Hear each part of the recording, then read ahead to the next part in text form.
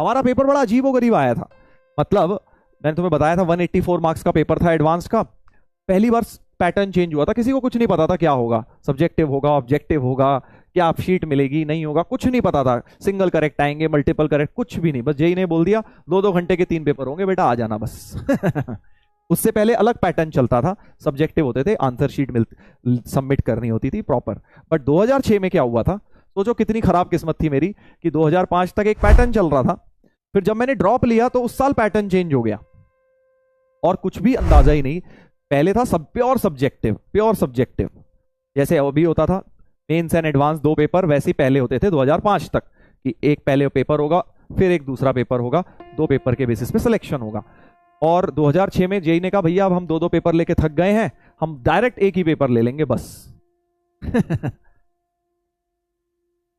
और कुछ नहीं बताया क्या होगा क्या नहीं। तो पेपर जो आया जब हमारे सामने, तो भाई साहब उसमें आए कुछ 3 नंबर के सवाल जो मैंने कल दिखाया था, एक मेरा गलत हुआ, कुछ मल्टीपल करेक्ट आए 4 नंबर के सवाल, मैट्रिक्स मैच पैसेज वो सब आए, और कुछ आए इंटीजर टाइप ऐसे जो थे 10 नंबर के, 9 या 10 नंबर पता नहीं, ऐसे कुछ इतने नंबर के इंटीजर टाइप।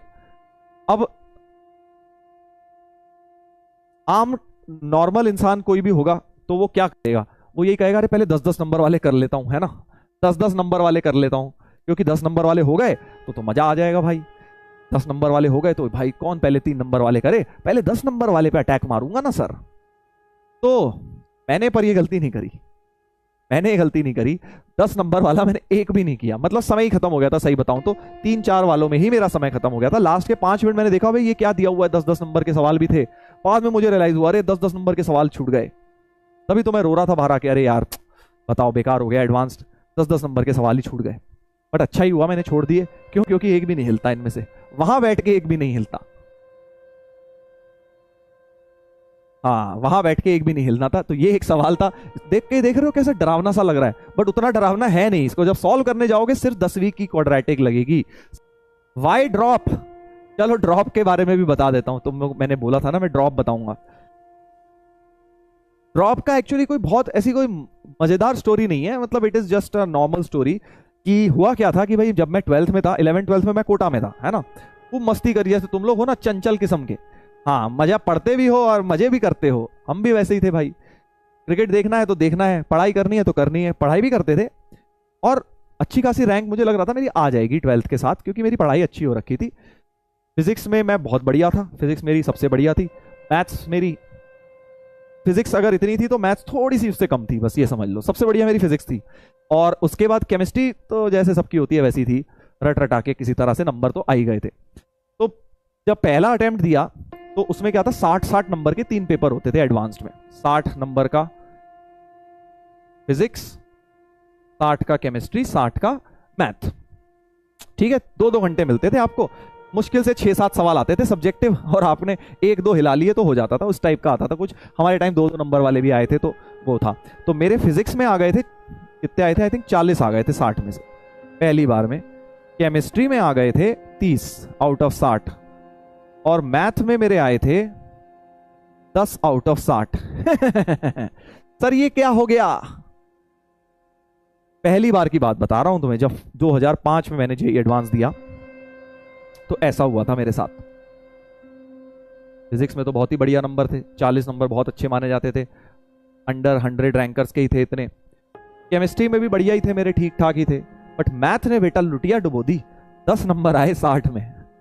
अब वो क्यों आए, उसका कारण बताता हूं, तुम कारण सुन के हंस जाओगे, हंसी आ जाएगी तुम्हें, सर ऐसा भी कारण हो सकता है।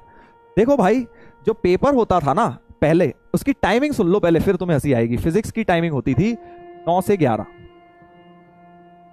सुबह, ठीक है जी, हाँ।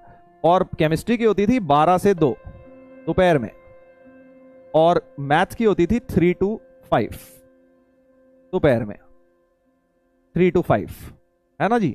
और बात कौन से महीने की है, मई महीने, मई या जून में होता था, आई थिंक हाँ मई में होता था उस टाइम, मई मंथ की बात है, मतलब भरी भीषण गर्मी की बात है। तो अब हुआ क्या, नॉट पॉसिबल, सुन ले भाई सुन ले, पॉसिबल सब है दुनिया में, सब कुछ पॉसिबल है। तो हुआ क्या भाई कि जब जो स्क्रीनिंग, पहले स्क्रीनिंग वर्ड होता था, जो मेन वर्ड होता है ना, जेई मेन होता है, वो पहले स्क्रीनिंग होता था। तो जब स्क्रीनिंग हुआ ना, तो मुझे लगा कि यार स्क्रीन, उससे पहले मैं घर आ गया था अपने कि भाई सेल्फ स्टडी तो करनी है, कोटा छोड़ के आ गया था। तो मैंने कहा यार आराम से बैठ के पढ़ाई कर लूंगा घर पे। जब स्क्रीनिंग दिया तो मुझे झटका लगा, मेरा उतना अच्छा गया नहीं स्क्रीनिंग जितना अच्छा मुझे लग रहा था। मतलब क्लियर हो गया था, एडवांस में मैं बैठ पाया, बट स्क्रीनिंग उतना अच्छा नहीं गया था मेरा। तो मुझे झटका लगा, मैंने कहा यार घर पे बैठ के तो पढ़ाई ढंग से हो नहीं रही जितना मैं सोच रहा था। तो मैंने कहा दोबारा कोटा चलते हैं 1.5 महीने के लिए, जो मेंस और एडवांस के बीच का गैप होता है ना, उसमें मैंने कहा दोबारा कोटा जाएंगे, वहां पे आराम से फोकस करके पढ़ेंगे। तो मार्च में मैं कोटा चले गया, मार्च एंड में, अप्रैल मई महीने के लिए, 2 महीने के लिए। अब अप्रैल महीने में कोटा में भीषण गर्मी पड़ती है, भीषण मतलब 50 डिग्री टेम्परेचर पड़ती थी उस टाइम पर। तो बाहर निकलने का मतलब आग से खिलवाड़ वाला कि इतनी गर्मी होती थी। तो क्या होता था, दिन में हम घर में ही रहते थे और दिन में हॉस्टल में कूलर वूलर होता था, तो ना नींद सी आ जाती थी बड़ी अच्छी। दोपहर में रोज खाना खा के बढ़िया नींद आती थी। तो हमारी क्या है, हमने कहा थोड़ी देर सो लेते हैं, क्या दिक्कत है, आराम से फ्रेश हो जाएंगे, उसके बाद पढ़ाई करेंगे, है ना, आराम से फ्रेश हो जाएंगे फिर पढ़ाई करेंगे। तो गर्मी में सोने की आदत लग गई दिन में। वैसे मैं कभी लाइफ में दोपहर में नहीं सोया था, जेईई एडवांस से पहले उस 1 महीने बस मैंने सोना शुरू कर दिया दोपहर में 2 से 3, 3 से 3.5, 4, इस तरह 2, 3 से 4, 1 घंटे में सो जाता था, ताकि फ्रेश भी हो जाए दिमाग पूरा और पढ़ाई भी हो जाएगी और नींद तो आ ही रही होती थी। ठीक है, फिर बस वो क्या 1 महीने आदत लग गई और भूल गया, कोई बताने वाला तो था नहीं। एडवांस्ड वाले दिन भी गया बिंदास, हाँ, उठ के सुबह 9 बजे पेपर दे दिया, आहा मजा आ गया। दूसरा भी दे दिया, आहा मजा आ गया। तीसरा जब खाना खाया और उसके बाद जब पेपर दिया, तो जो चांद सितारे नजर आ रहे थे 3 बजते ही, क्योंकि बेटा मेरी तो आदत पड़ गई थी सोने की। तो 3 बजे जो मैथ्स का पेपर शुरू हुआ, तो मुझे लिटरली बता रहा हूं, मेरी आंखें बंद हो रही थी, मेरा दिमाग ही नहीं चल रहा था, क्योंकि हैबिट बन गई थी रोज सोने की आदत पड़ गई थी। इस वजह से मैथ्स का पेपर हो गया बहुत ज्यादा खराब, 10 नंबर रह गए मेरे 60 में से। बट क्लियर तो हो ही गया था, उस साल भी क्लियर तो हो ही गया था, बट बड़ा बुरा लगा। अभी तो तुम हंस रहे हो, उसको खुद सोचो मेरे को कैसा लगा होगा उस टाइम जब, अभी तो तुम हंस रहे हो, 2 साल की तैयारी करी हो, सोचो, और तुम्हारी नींद का झोंका तुम्हारी तैयारी बर्बाद कर दे।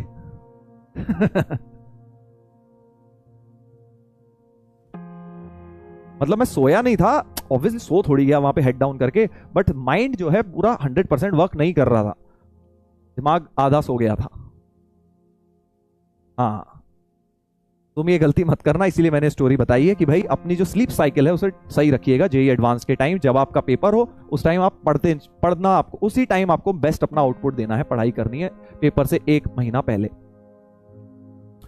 रैंक क्या आई थी सर? रैंक आई थी 4461 थी या ऐसी कुछ थी, 44 समथिंग थी, आगे की 2 डिजिट मुझे याद नहीं है, 4400 समथिंग थी।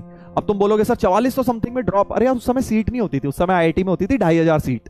उस समय आईआईटी में 2500-3000 सीट होती थी बस, 2500 आईआईटी में होती थी सीट, उसके बाद आईआईटी मिलता ही नहीं था।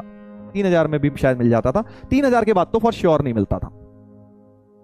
हाँ ठीक है, तो इसलिए ड्रॉप लिया था, क्योंकि जाना तो आईआईटी था। क्योंकि मुझे एक्चुअली ड्रॉप इसलिए लिया था क्योंकि मेरी तैयारी बहुत अच्छी थी और ये इस वजह से मेरा पेपर खराब हो गया था, तो फिर ड्रॉप तो लेना बनता ही था। मैंने सोचा अब तो, फिर ड्रॉप ईयर में काफी सीरियस हो गए थे। 11th-12th में तो तुम्हारी तरह नटखट नादान थे, हाँ, कोटा फैक्ट्री वाले। उसके बाद ड्रॉप ईयर में कोटा नहीं गया, फिर घर पे ही पढ़ी, दिल्ली में ही पढ़ाई करी थी, बस मजा आया था, बट उसमें फिर काफी सीरियस हो गया था। ठीक है, हाँ,